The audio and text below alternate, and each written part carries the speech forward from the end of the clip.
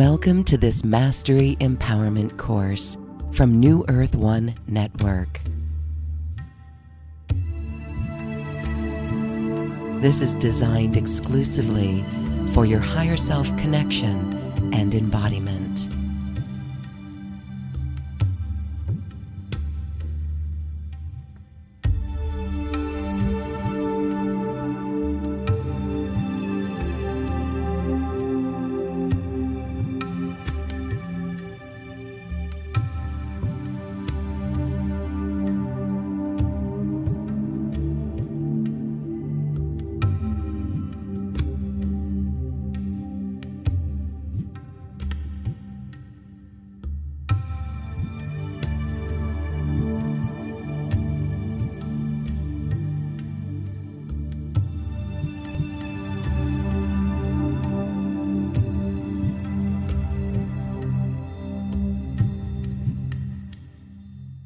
Welcome to this Mastery Empowerment course. We are back with Jean Ang, who works with the Arcturian healing frequencies. And this next series, this is an introduction course to our next series of webinars called Awakening the Dream. Hi, Jean. Welcome. Hi, Lauren. Hi, everyone. Really excited to be with everyone here and discuss the topics here involved with the next Mastery Empowerment class. And just it's always joyous to share in the energies. Yes, this is Awakening from the Dream. And it really is our ascension journey. And the guidance that we have on this journey is what we're going to be doing or connecting with in this next series.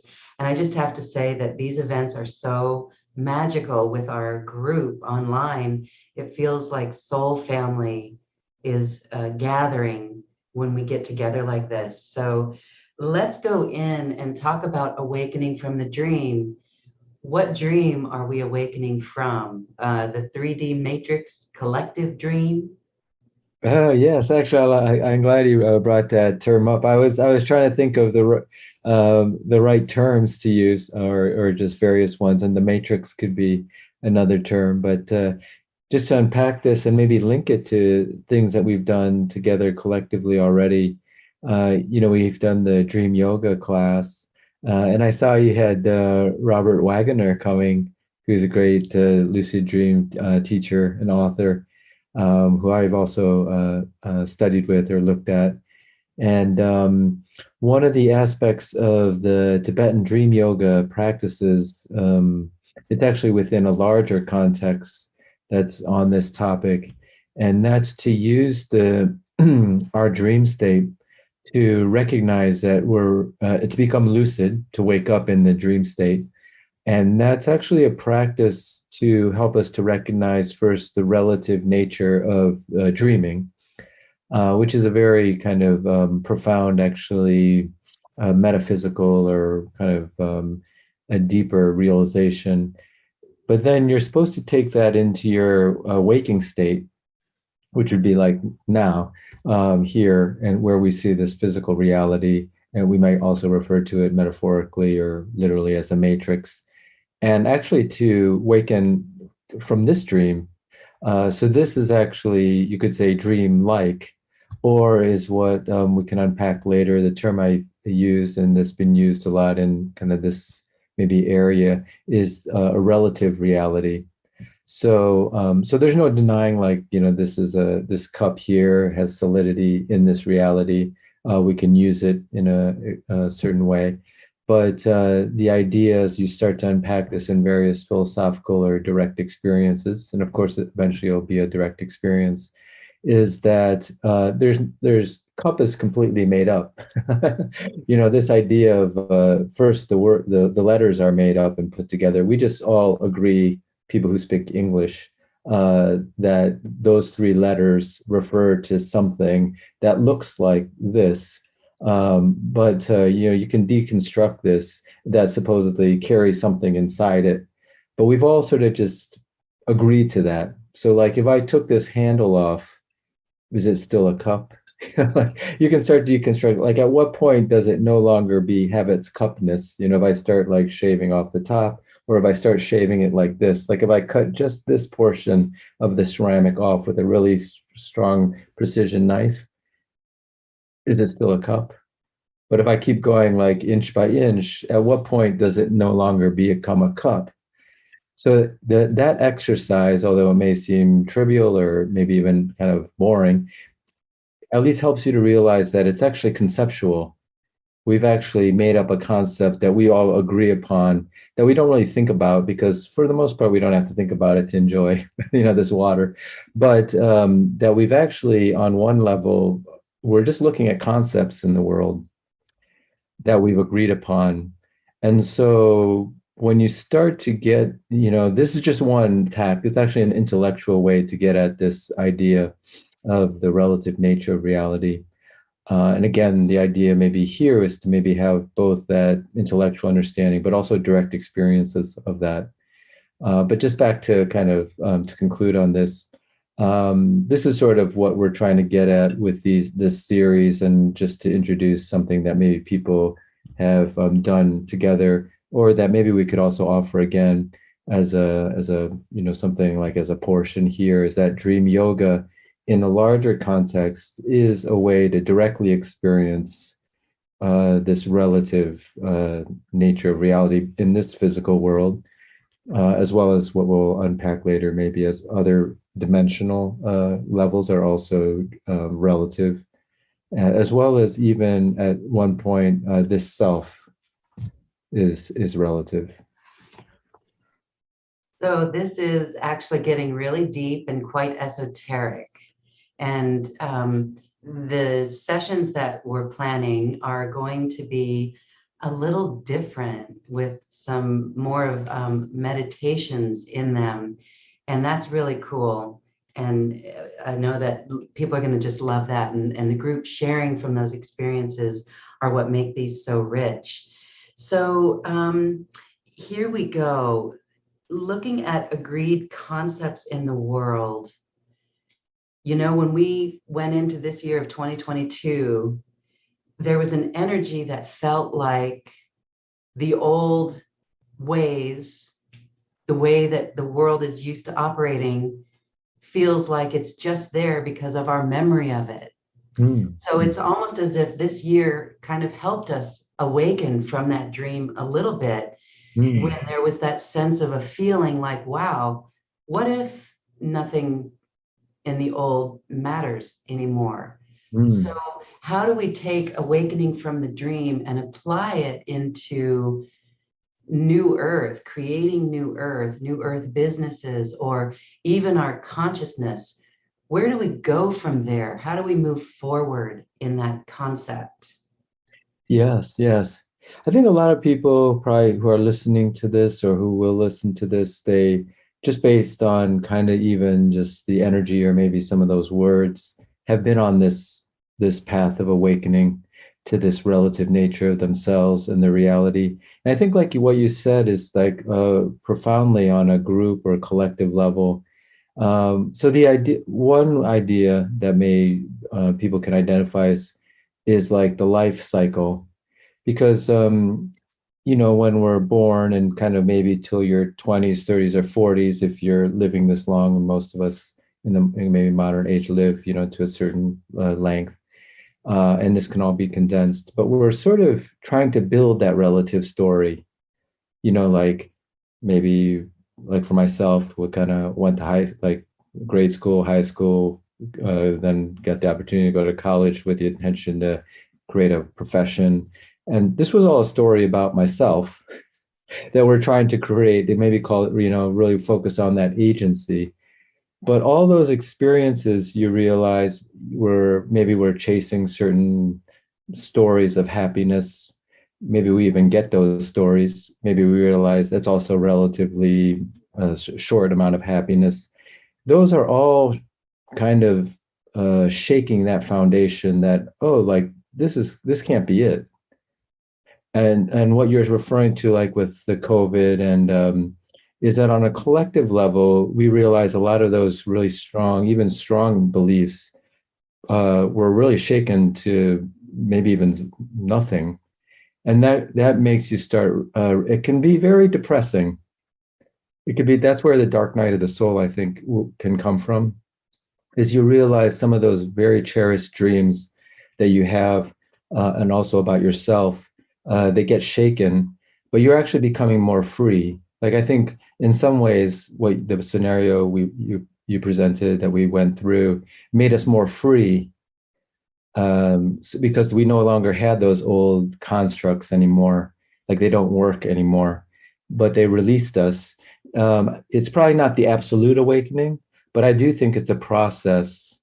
So we became more free, and maybe we looked for something deeper. We could have looked for a new story. That will maybe eventually have to be, released too, but it's maybe a happier story or a more loving story. And that's why I think it's a process. There's probably more to say on that, but I'll just kind of maybe pause there. Yeah, thank you. It really is quite interesting, the various sessions that you've got planned for us. And it is part of our story, releasing this story. Why is it important to release that story? Mhm. Yeah, I think there's a couple of reasons. I think it's like scaffolding. So scaffolding, helps you build the building. And so maybe we have a story initially, like like I have a story maybe that I'm a healer, but there's nothing absolute about that. I kind of made that up, and people maybe who come for a session, have agreed to that story. Some people wouldn't even understand what that story means, so they can't. So we just don't even like vibrate into the same reality. But of course, most people would, under this analysis, would realize that that's not who I truly am. That's just a relative working self that can bring happiness to, but the issue is that how strongly am I identified with that story? So like when that story is confronted, if I have a really strong grasping to that, and this is maybe where we're going, uh, or maybe a suggestion of where this all leads to. But just to stay here, most people realize if I'm really strongly grasped to that story, because it's not truly who I am, that can lead to suffering. So if someone says, "Oh, you're not that great a healer," like if I'm really identified with the healer, and it could be anything else, like you're not that great a cook or whatever it might be, and you're really strongly identified with that story, that's what leads to a lot of our suffering. And so just even shaking that can be very liberating. Like we don't have to get too philosophical at all, like you said. It could just be like, oh, okay, I got that. And then so it happens intellectually first, and then and what's the hope is through these transmissions and then some practice of meditation, which is just one way. You get some distance from your story, and you start to identify with something deeper, and then you can kind of go through life freer. Okay. Yes. You said that it could also be quite depressing. And that would be the ego mind that just wants to cling to that story. It's as if the ego mind needs the story to feel worthy. Hmm. So, what we're talking about really is the pure essence of who we are. That needs no story. Yeah. And we're moving into the heart more. And do you want to add anything about the head versus the heart and the Mhm. story? Yes, well, actually, yes, that's great that you pointed that distinction out. When we're completely in the head in terms of the conceptual mind, we're always thinking about something. It keeps us like one step away from, like you said, just directly experiencing who we are, which doesn't really need a story. Like our pure divinity, and I might call it like the pure awareness. I might have put that in the write up. We're just or if you use a more maybe like connecting it to source or God, like we're beholding God's divinity. We can just behold it. We could just be aware of it. There doesn't have to be like some idea like Gene the healer or whatever that means to me as I'm telling myself the story of that. It's fine to have that. And this is like, I'm jumping ahead a little bit. like when we go through that dark night of the soul or through this process, you kind of at the other end of that, you end up embracing all these stories because you could end up in that process sort of saying, oh, I recognize that now, and so now I reject all those stories. But that just makes those stories all the more real in a way, because but you've just tended, the processes were just sort of putting them aside, like, oh, I'm not going to be like call myself the healer or anything, because that's whatever, that's a story. um but then the when you get over that, like kind of the other end of that is like, oh, it's all good, because it's all divine anyways, and I can just use that story or not use that story, and I can just let love flow through, because that's just who I am. You just end up being kind of more in your skin, I think, is how it looks. uh but yeah, so that's what I was maybe trying to. I kind of got away from maybe the answer to your original question. But I think, the head, whenever we're thinking or telling ourselves a thought, we're one step away from the direct experience. So that's maybe more the head aspect, which is kind of what it perpetuates the story. Can you say that again? If we're in the head, we're one step away from the experience. So it's actually keeping us from the experience if we're in the head. Exactly. Like I could be here and I could be thinking, oh, what are people thinking about what I'm saying? Like some, like it's usually that self-talk chatter that I kind of used in the write-up. There's other ways to say it, but or that thinker. And that's why meditation, it's not the only path, because I know some people may have another way. But that's why meditation can be very accelerative to this process if it's kind of put within the context of awakening. Because let's say, because we're not really aware of that self chatter for the most part, if we're just kind of going about our day, we don't realize that we're kind of having this running commentary on everything we're experiencing. But that commentary, if we only live in that commentary, it's not actually a direct experience. It's like the thought of the experience. It's like, this was a good steak, but it's actually the steak, the whole embodied experience. And you wouldn't even have to say good or bad. You could actually eliminate that, the reflective thoughts, and just you could just experience it might just be joy or some kind of salivation in your mouth, but you wouldn't necessarily have to comment on it. Yes, okay, I get that. All right. And it's the experience of things that is our truth as well. And that's what we're getting at when we talk about the absolute nature of ourselves. It is experiencing that. So I get that. I get how if we're trying to put a story around it or think about it, that does keep us from really feeling into what's happening in that experience. Mhm. Yes. Okay. So the sessions that we've got, these are going to be interesting because one is awakening from our story, and another is awakening from identification with our vehicles, and Mhm. then loving what is. Mhm. Why are these so important? What's going to happen with these? Yeah, I think what I was recognizing on this is, it's kind of called what they call like a ripening effect.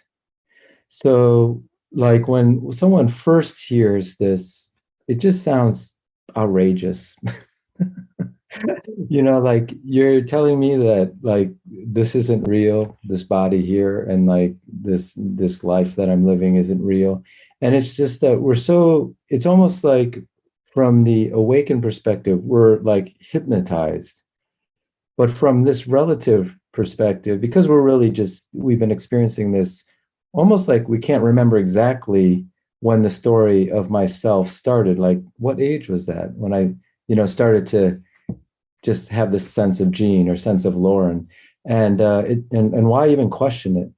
But the thing is that that whole cycle is, like let's say they call it from the Buddhist perspective, or they may just call it suffering.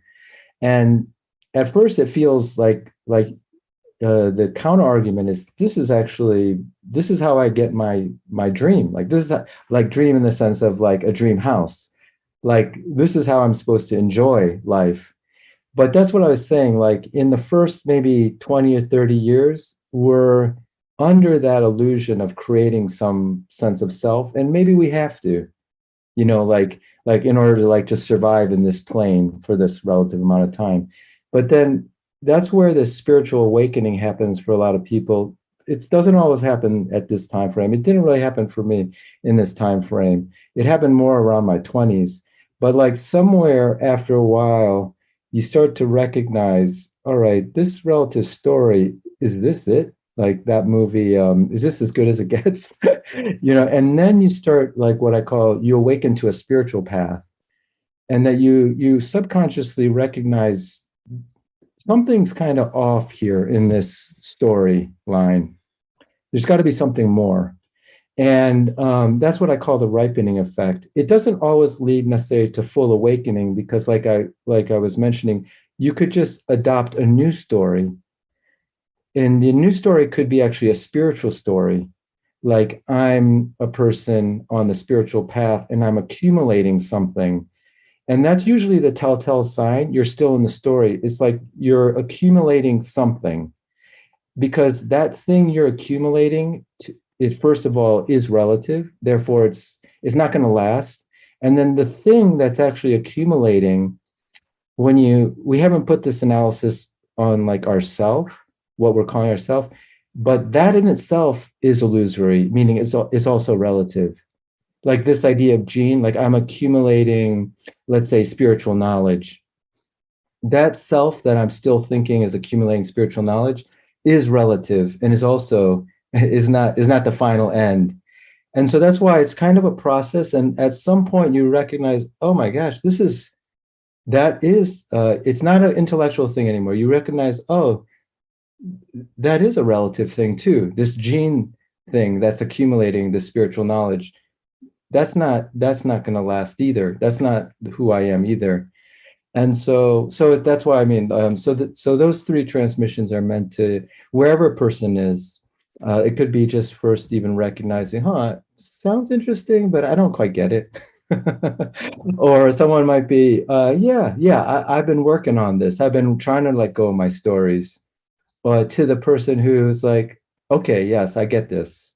I like, I've gone through a lot of those dark nights. I think I relatively have let those go. I'm not even here. That's kind of that's a little bit what a person I could imagine, or what they say, who's kind of in a very fairly awakened state. Like the person they see in the mirror, they realize is not them. And not just intellectually. They know that they're not really here. They're like so vast, and maybe we call those spiritual teachers or awakened teachers or awakened beings who we just have to like sit in their presence. But they know that this person speaking to you, that's not who they are. So they're vast. So maybe we're kind of that's the range. Wow. Okay. I know people are looking at themselves and feeling into what you're describing here, and it's almost as if, where do we go from there? If there's no longer that story, I could see, and I actually have heard from some spiritual folks, they have no desire to even be on the planet anymore. Mhm. And so this has to be grounded here in a way where we're not just going to go leave, Mhm. but what is the connection? This is where this is a very esoteric conversation. What's the connection with releasing our story, but yet still being here on this physical plane? Mhm. um, it is our journey of ascension, isn't it? It's to embody more of our spirit, our consciousness, and there's no room for the story. But we're not going to leave. We still have to be here on the planet, right? Exactly, yeah. So I think this is like kind of those it's as if we're climbing, if this metaphorically, the ascension path. This is where like those handholds are really subtle and very difficult because yes, you could be in a very blissed out, awakened state, and then like, how do you deal with the shootings? How talk to that person? How are they, or how do we deal with war on the planet, or how do we deal with the COVID? Particularly if someone you know or loved ones you know or yourself is getting that. And so I think you know there are examples of, I think, masters who were incarnated before they left. I think there are a lot on the inner world who are trying to help us, but like I said, this ripening process, they have to come at the right time or inspire thoughts at the right time where we've kind of done the work to kind of even like be able to almost hear that message. But I think what you said is spot on what we kind of what is a really important challenge. Or it's like I kind of put it in the context of then if you're awakened, how do you deal with suffering? How do you deal with suffering on the planet? Like those examples I said. And I think that person, like you said, doesn't run away from them. In fact, they're more embodied. They can actually, if they've kind of really seen that it's a show, it can be a horror show, it can be a war show, it could be Olympian show, it could be the most blissful show, it could be enjoying the restaurant, the steak show.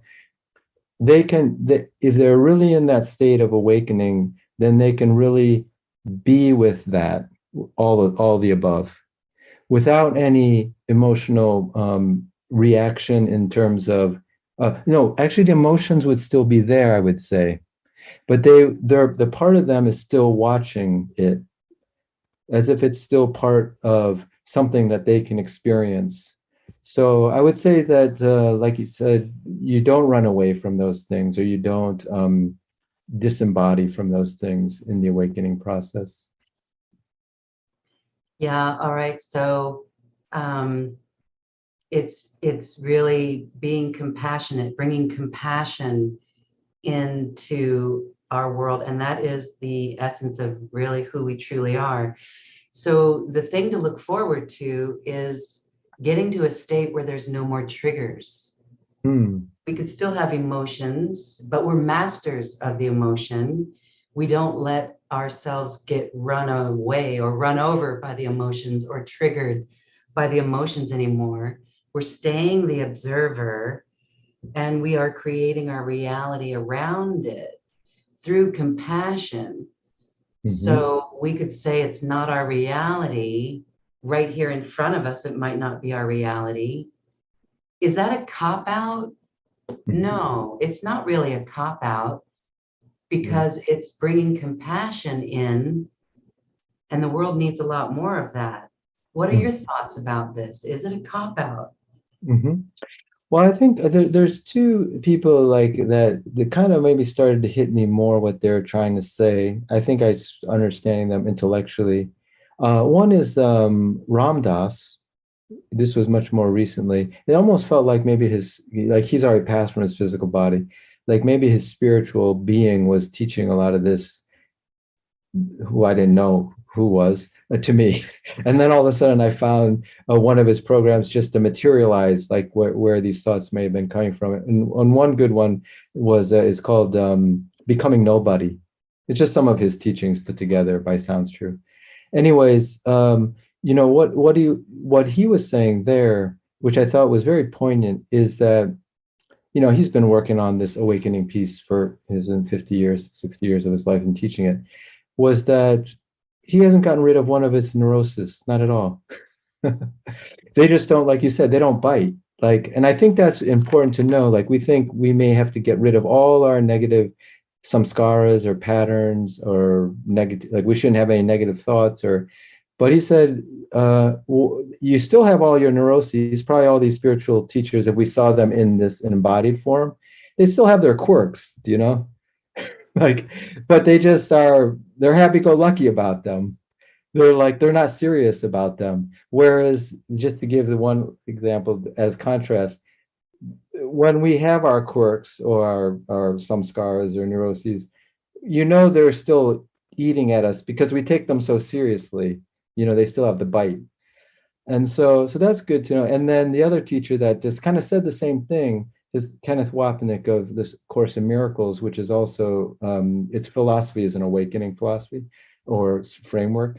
Yeah, he basically said, you're gonna have certain wants, you're gonna have certain needs when you're kind of more in the awakened state, but you don't take any of them seriously.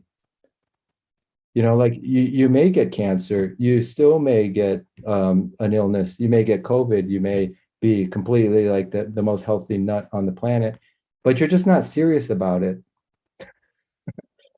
So there's a lightness to it because this is all because this is all a dream anyways. Like when they really have started to experience the other greater part of themselves, that this is just like a vehicle, and that's one of the transmissions or one of the topics. So I think those really helped me to understand at least the framework. Okay, where is this going, and how does it still stay embodied? Yeah, good. Well, so we've got the 3 sessions with you. Can you share more about each of the 3 sessions and what we can expect? Yeah. Maybe we'll start on that middle one because we didn't really unpack that like as directly. Some of the other ones were maybe unpacked indirectly, but that vehicle, like the vehicles. Um, so we tend to identify very strongly with the vehicles, and of course, the first one being probably the strongest. If you're showing up in this world, like in this physical world, we probably have somewhat of a strong affiliation to this physical vehicle. And a lot of our life lessons are maybe meant on this awakening our soul path to recognize its relativity, like to recognize the less seriousness about it. And kind of the example I use is like the vegan example.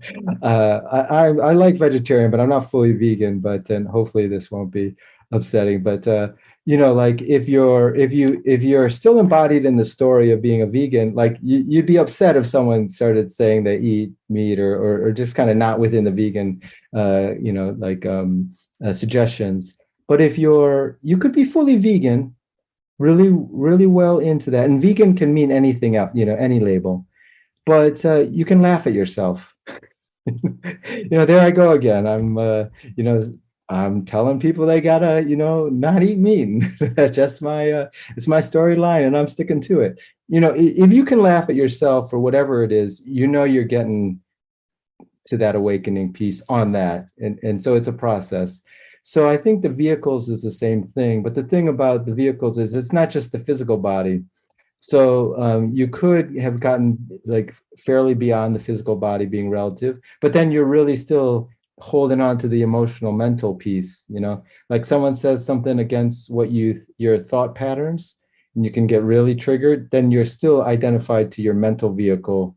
And then there's still these even more subtle ones like the causal, and even finally the soul could even still be seen as kind of like a vehicle that you could still probably at some point you even release that, or you realize its relativity. Mhm. Yeah, that's really deep. So that's going to be an interesting session there, working with our vehicles. What are the vehicles? Can you share those? Like Oh the mental, yes. physical? Yeah. Yes. I'll just mention them. And what happens, just to say this, is that then when the relative nature hits, like where is this all going? Like it seems like even this seems like an interesting story, and it's kind of a story too, this awakening thing. But the idea is that then because the third transmission is okay. So who are we? And I do make an assumption there that we're just pure awareness, unconditional love, divinity that doesn't need any of these stories, doesn't need any of these vehicles. And I'm not saying that like I'm there in that awareness or anyone that's kind of like a ideal almost. But as you're getting there, then the vehicles become a transmission of who you are, become a transmission of love. So without this physical vehicle, like we couldn't talk with each other, we couldn't like share with each other. We couldn't even just like show up. Sometimes it's like someone just shows up in a room and the room just gets lighter. You could do that as a spirit. The spirits probably do that on our transmissions. but there's something different when, like, maybe it's your grandmother, or maybe it's just a young girl, or even a baby who just got born, and that's all they're doing, but they needed that physical body vehicle. So all the vehicles, when they're transformed, then become an expression of your divinity. That's kind of the where it goes. So yeah, I know I probably started to answer another question than what you asked, but No, no, it's really good. So basically, as we awaken from the story, we realize that it's all just a story.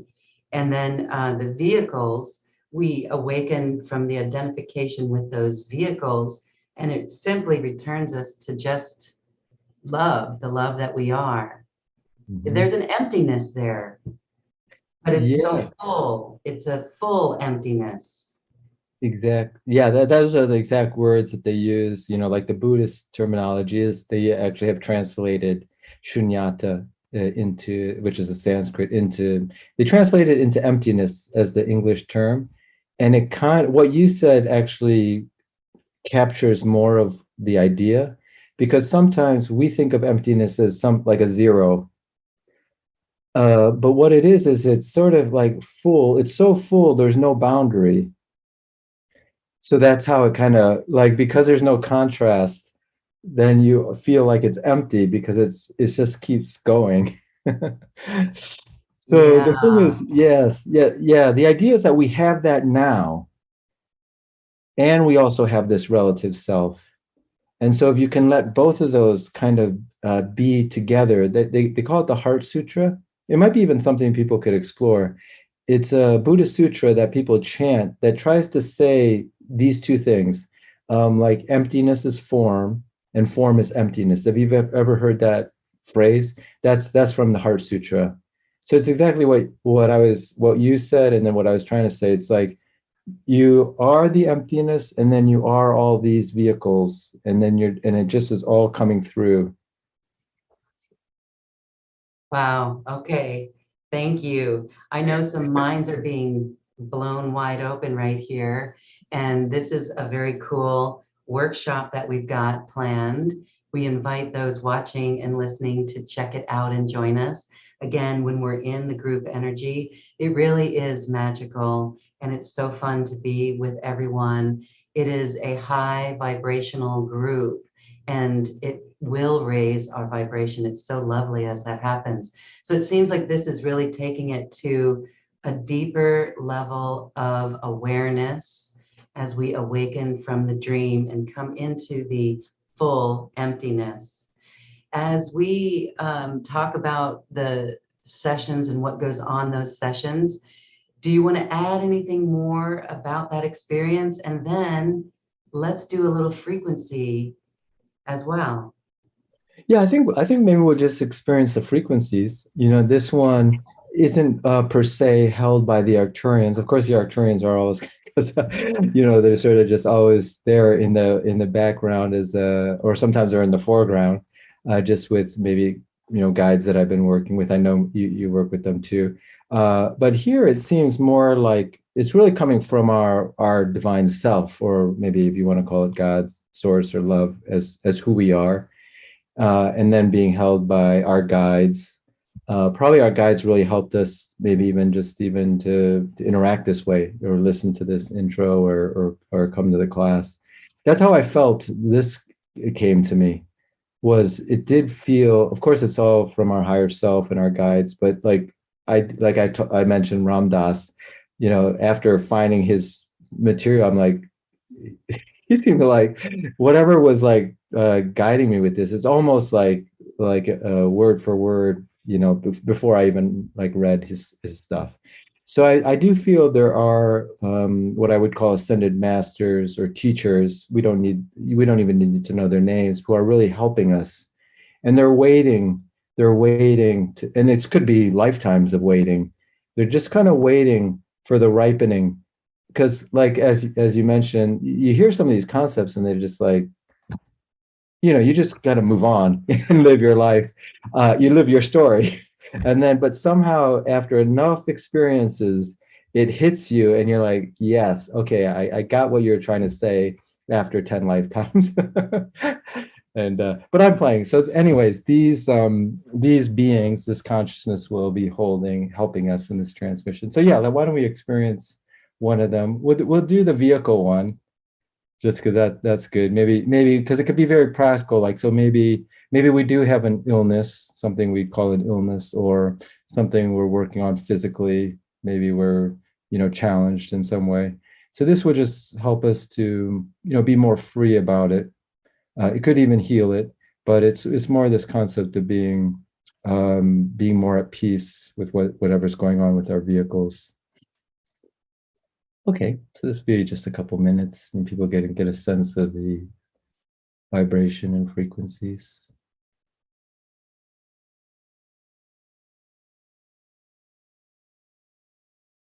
So we're starting the awakening from the dream transmission to see the relativity of our vehicles.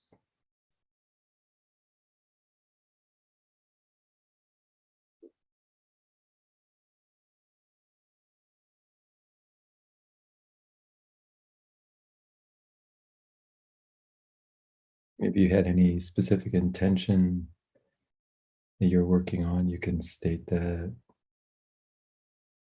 to the divine or the higher beings now.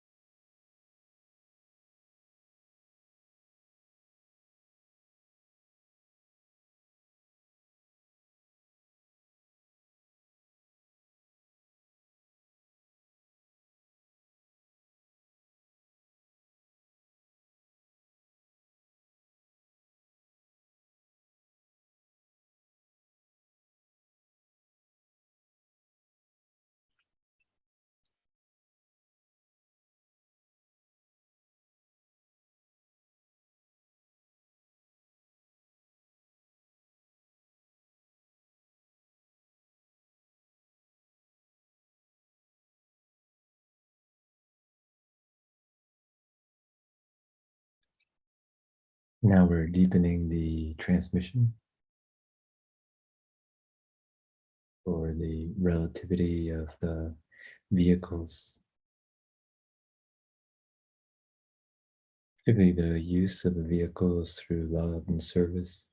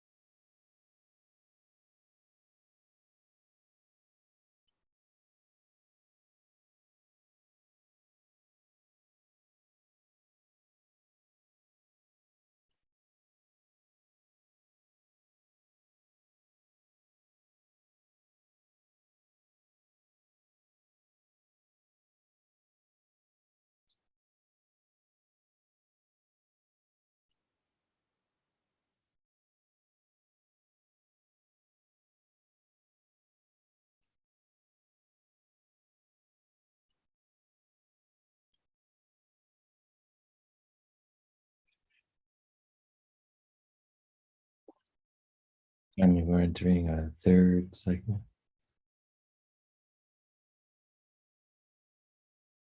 where we're just free to experience our absolute self.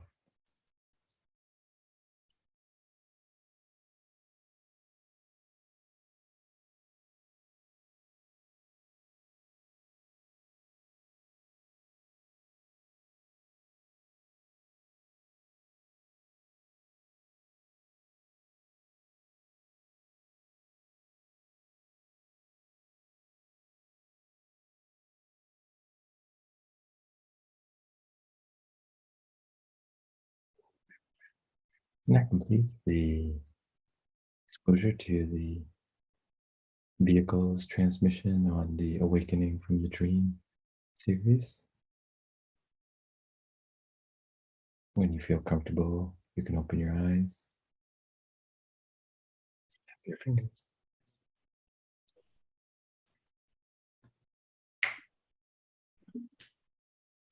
And that was just a few short, very precious moments in those frequencies. I want to say that for something being so esoteric, they are palpable. The three phases there, for me personally, I focused, my intention was on some emotions. And then I saw how it was all related to all the other vehicles. And there was such a calmness there. And it all comes back to the heart. And by the time we got to the third deepening, there's just so much love there, so much presence. I see a world where everyone is connected in this way. I do see that world. And thank you for, wow, bringing this to the forefront and allowing us to experience this in our reality, because it really is important and it really does help those who are ready for it, who are ripened for it. Thank you. Oh, thanks. Yeah. Yeah, thanks for having this great platform. I know we've been having great meetings, so it's really be exciting. Yes, it's going to be exciting. So we are going to offer the Dream Yoga. I know we've done that before, but that's a perfect bonus course to include with the purchase of this course. And we look forward to seeing everyone in our upcoming workshop. It is beautiful and it's all recorded. So for those who can't be there live, they can get those and be in the group energy as well. Thank you so much, Jean. Is there anything that you wanted to add about the frequencies you just delivered or this course? No, except that I think this is a new direction, for myself. There have been some classes, I think, maybe we even did the non-dual frequencies in the Arcturian work. But I think this is kind of like a new opening to really specifically talk about awakening and what kind of that means. And even if the definitions aren't exactly where people might define it in different terms, it's always good to have it really out there so that it becomes really something like part of our consciousness to think about and to let ourselves work on. So I'm really excited about this kind of new endeavor. Yes, beautiful. It's we've heard a lot lately. Yes, the past 2 years that we've been through has been a great catalyst to awaken people. But there's also somewhere where even they're not all the way awakened yet. If we're still saying, I'm awakened or woke, but you're still carrying a story of some phase. This helps us get fully past that, the conspiracy theories that help to awaken people. This actually helps us to transcend that even more so that we are not triggered by it, that we truly are embodied on the earth and bringing forward solutions that will change our earth in a way that we can laugh at ourselves with. It's really Dalai Lama-like, his whole attitude and beingness in a way, and other great spiritual teachers. But this is important, and I see the world where folks are in that vibration and awakened in that form. Oh, that's beautiful. I love that vision. That's wonderful. So thank you, Jean. And we are really looking forward to this. Thank you, everyone. You can register right here on this webpage and you'll get an immediate download for the Dream Yoga. Thank you. Thank you so much. Thanks, everyone. Thanks, Lauren.